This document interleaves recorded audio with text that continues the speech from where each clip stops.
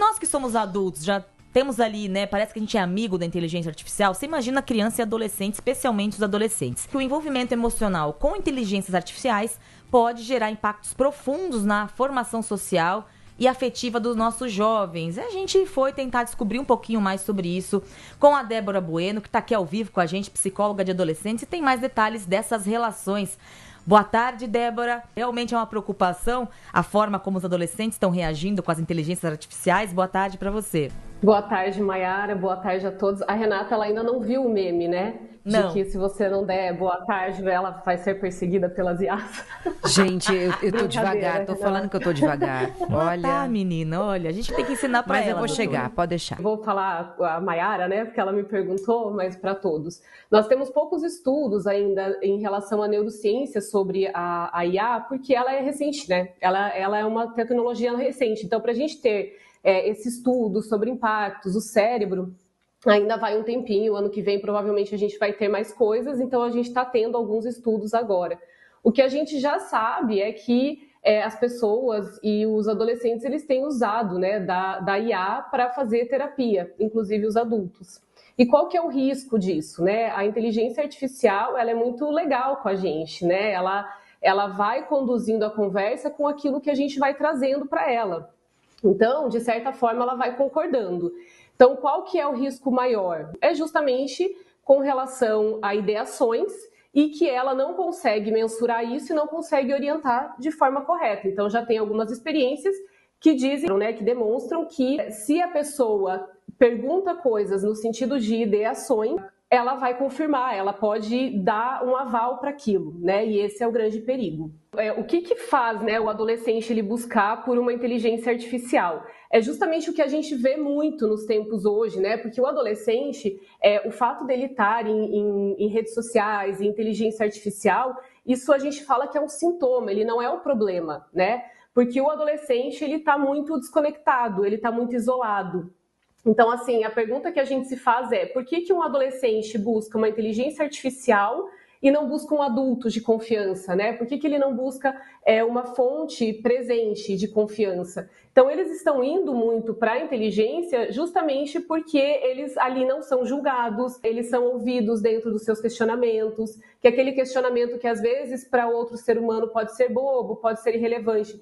A inteligência artificial vai acolher, não vai julgar, mas o risco está justamente em como ela direciona, né? Então, o que a gente sempre alerta é justamente essa desconexão, né? É, de repente, os pais que não estão tendo tempo, o pouco tempo que tem, estão resolvendo coisas, não estão com esses jovens.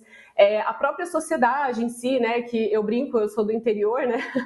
Eu brinco que aqui a gente não tem mais esse convívio social de vizinhos, né? Os vizinhos já não se conhecem mais, não tem mais essa ajuda. Então, essa rede de apoio começa a ficar também menor e isso acaba impactando a saúde mental de todos, mas especialmente de crianças e adolescentes. A minha questão para você, Débora, a gente ouve falar tanto de inteligência artificial tirando empregos, né?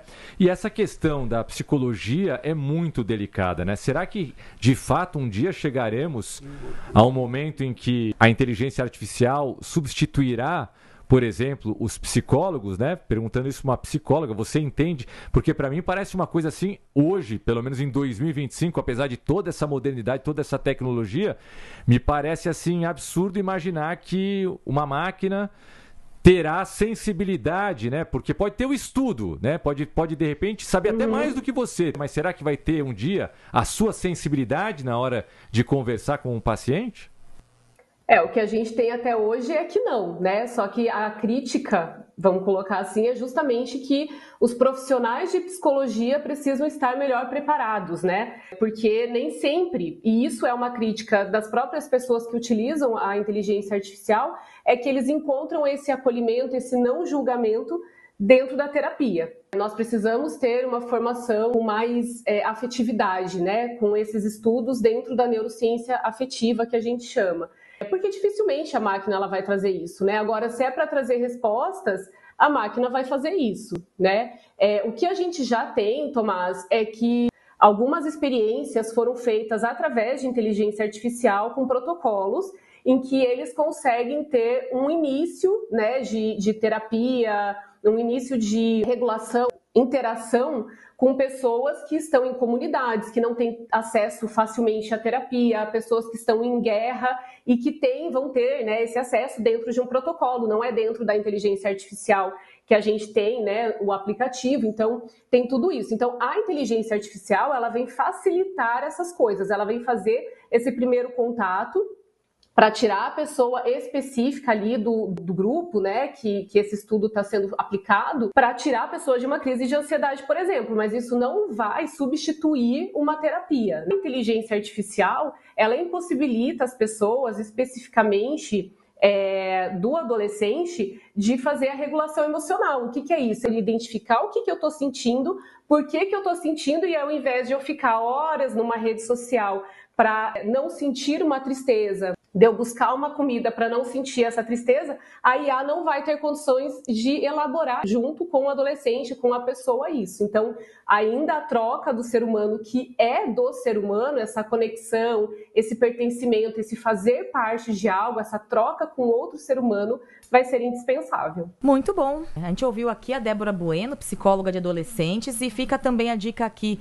Acompanhe o ChatGPT junto com o seu filho. Dá para fazer isso. Eu pago ali o ChatGPT e tudo que a minha família, que usa a mesma senha que eu ali, pergunta, eu tô sabendo, você consegue ler. E se seu filho, porventura, estiver com algumas dúvidas de psicologia, estiver triste, né, estiver relatando que tá triste, põe ele na doutora Débora aí, né? Fazer uma terapia. Isso. Que Já sempre... ajuda bem. Exato. Doutora, muito obrigada, viu, Obrigada, pelas explicações. Obrigada, gente.